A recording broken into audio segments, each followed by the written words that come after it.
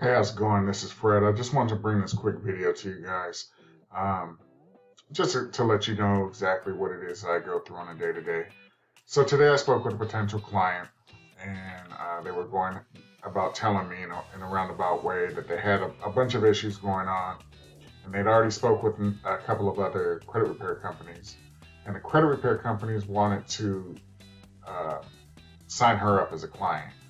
After my discussion with her, though, she didn't seem like she was a good fit, just because of all of the issues that she had going on. Um, and that's what I want to talk about.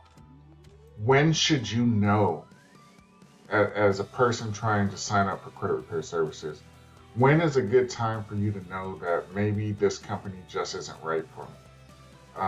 So the purpose of this video here is to give you my perspective on it, right? Because I don't take on every client who comes to me. Every potential client who wants to come to me and get started with services, they're not all a good fit. And the reason being is, now that I've transitioned over to the new brand, and I'm going to talk about this continually, um, and I also want to talk about the reasoning behind the transition. Okay, so the first thing that I want to talk about is, when should you know that this company isn't right for me? If they're telling you things like, yes, we can help you with that, yes, and they're alluding to being able to work with you, um, it's not really a good fit for that person or that company. And the reason being is, you can't promise results. Yeah, we take people in with the hopes that we can get things removed or repaired. The credit repair is not getting everything deleted. That's not what credit repair is. And a lot of times, most of the clients that I have or have brought through or turned down, that's what they thought credit repair was, is that we're going to get 100% of the negative information off. And that's not it. That's not what's happening here. Okay. So with the credit repair company, when you're dealing with somebody and you're talking to them, if they continually make the assumption that they can clear stuff off of your credit report, you want to steer clear. They might be able to do those things, but at what expense to you, right? Are they doing things legit? Are they using factual disputes? Are they using the actual law? Are they using the actual credit report to see exactly what's on the credit report? Because I've yet to see an initial credit report that's 100% accurate. I've even gone through accounts where they've come back and they said the furnisher verified it. Then the furnisher sends me the information of what they're reporting, and when I cross-reference what they're reporting in the letter as opposed to what they're reporting on the credit report, there's all kinds of discrepancies. So here's a copy of the letter that we received. Okay. So as you can see, it has the date the account was opened, which is January 12th, 2018. The date that it was charged off, which is September 28th, 2018. And it was paid in full on June 8th, 2021. So looking at this information, it doesn't even address all of the things that we've requested. Like, this is just hearsay that they're telling you that this stuff is correct. Just because they say it doesn't mean it's true. We want the financials to see what backs them up. How did they come to this number? How did they know how much needed to be paid? We asked for a bunch of stuff. They didn't respond. This is what they responded with us. Okay. Then they go on to say that at this time, and this letter was written on September 20th of this year. Today is October 6th, so just a couple weeks back.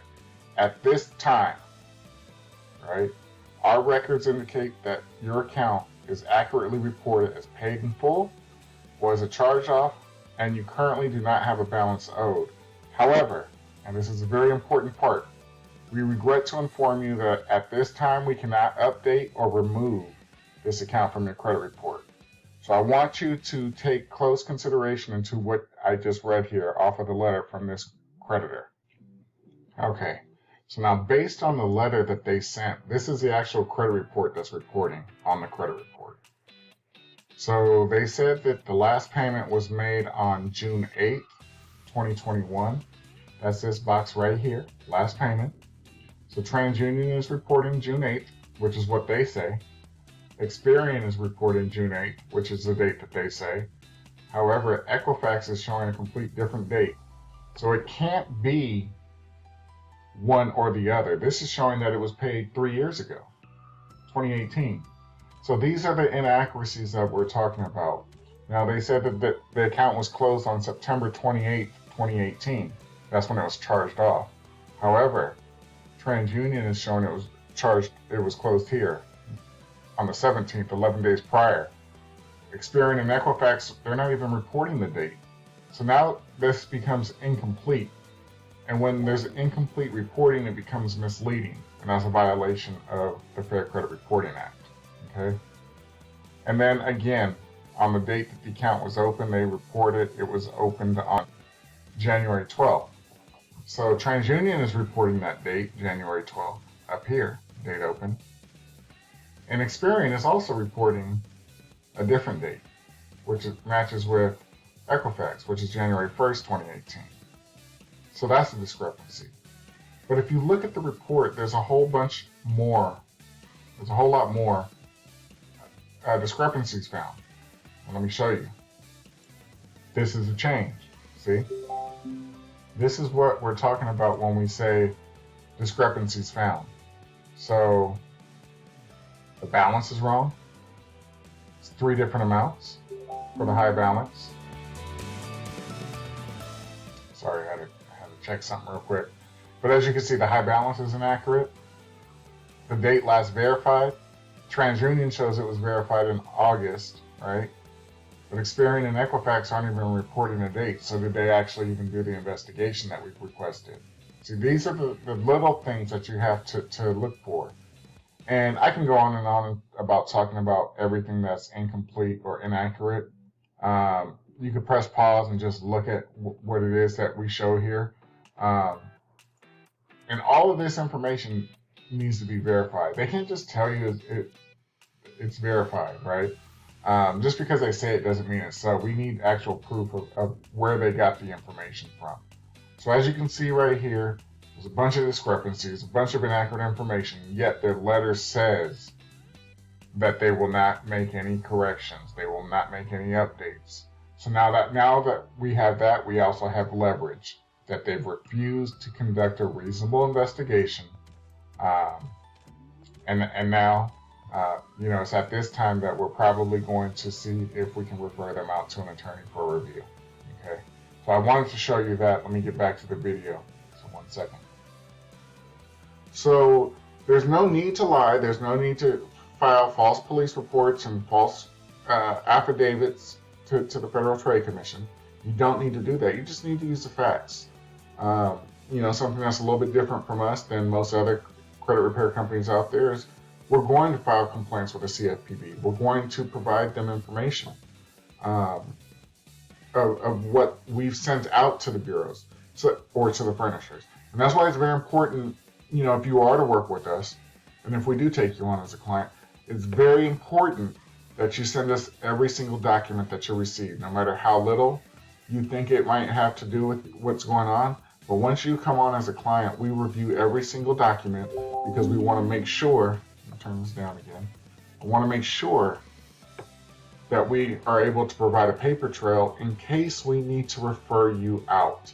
And when I say refer you out, we may want to refer you to a consumer rights attorney to file a lawsuit. Now, this won't cost you any money. If they are to take your case, they will take it on a contingency basis, meaning they will not charge you anything. What they do is they bill up their hours and they charge the furnisher in court. Okay, so whatever that comes out to. Usually what happens is they will work out a settlement to get the account removed and maybe get you $1,000 for the violation. But they're going to get paid on top of that. So it's very important that you guys keep this in mind, right? As far as why I wanted to make the transition, let's go ahead and talk about that because this is very important. What I've noticed, and I've helped a lot of people, guys. I've helped a lot of people. And what I've noticed over the years is the one common denominator for people having bad credit is that their budget is not in order. They don't know how much money they spend on a day-to-day. They don't know how much money they're bringing in. If I ask somebody, how much is your paycheck? They always guesstimate, round up, round down. I don't know, but it's never the right amount. So the purpose of the transitioning was to focus more on the finances, to get the finances in order. Because once you get the finances in order, everything else will be able to flow like water, like Bruce Lee said. So that's what we want to do. We want to make the transition for you having bad credit. We want you to learn how to properly budget your income, know exactly your expenses, what's going in, what's coming in, what's going out, right? When I ask how much is your water bill or your cable bill or cell phone bill, any of these bills, they change on a month to month. They're rarely the same exact amount, okay, unless you're dealing with like a car payment, something like that. Another thing, I make recommendations to clients all the time. And it's a very low number of people who actually follow every single recommendation that I'm able to make, okay? And I'm not making the recommendations just because I feel like it's something to say. No, there's something behind that. If you don't have any credit cards, I'm going to recommend that you open 3 revolving accounts, And more than likely, if you're having bad credit, you're going to have to get secure credit cards.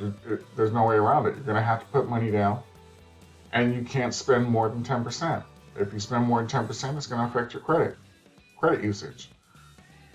Now, you might hear me always talk about credit utilization. I'm always talking about that. How do you get your credit utilization? You take every single one of your credit cards, you take your balance, and you divide it by your credit limit. That will give you the percentage. Anything over 10%, you want to make sure you pay it down to get it under that 10% limit. I always tell clients 10% because it's an easy number to remember, but the perfect number is anywhere between 1 to 7% of your credit limit. Okay. I want you guys to know that's 30% of your score. Okay, 30%.